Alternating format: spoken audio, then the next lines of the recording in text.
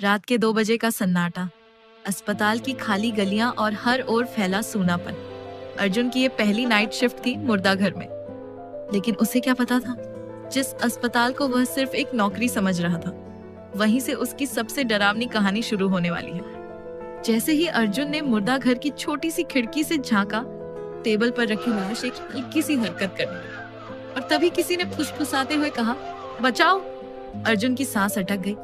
अर्जुन जब डरते हुए डॉक्टर मिश्रा के पास पहुंचा तो डॉक्टर ने हंसते हुए कहा, नवीन हो इसलिए डर रहे हो, आदत डाल लो।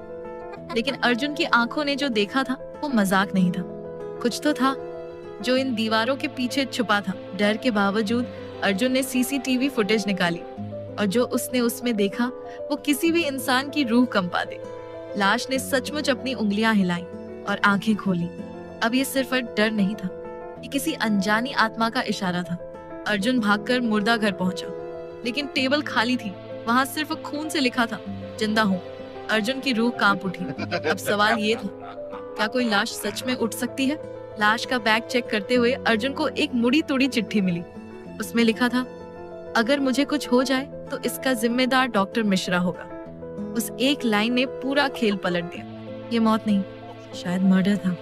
अर्जुन ने अस्पताल के स्टोरेज रूम में जब एक छुपा हुआ दराज खोला तो ट्रायल 13 नाम की फाइल मिली, जिसमें दर्ज था कि कैसे बिना इजाजत इंसानों पर दवाइयों के ट्रायल किए जा रहे हैं, और नेहा उस खतरनाक ट्रायल की पहली शिकार थी। रात के अंधेरे में जैसे ही अर्जुन ने मुर्दा घर की लाइट जलाई, हवा ठंडी हो गई, लाइटें झपकने लगी और टेबल पर अचानक नेहा की आत्मा दिखाई दी।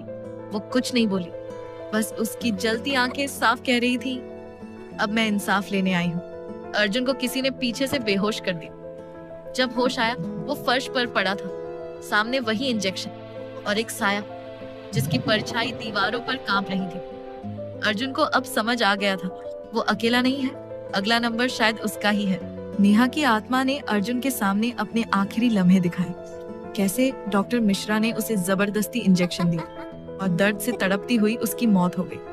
अब ये सिर्फ एक भूतिया कहानी नहीं थी, ये था एक क्रूर साजिश का भयानक सच। अगली सुबह डॉक्टर मिश्रा की लाश मुर्दा घर में मिली। उसके चेहरे पर डर था और पास में खून से लिखा था, इंसाफ हो गया। शायद नेहा की आत्मा को अब शांति मिल गई थी। सुबह अर्जुन घर लौटा।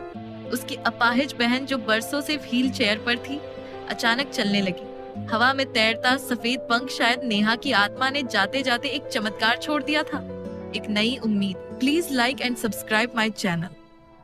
लाइक और सब्सक्राइब करने के लिए कोई पैसे नहीं लग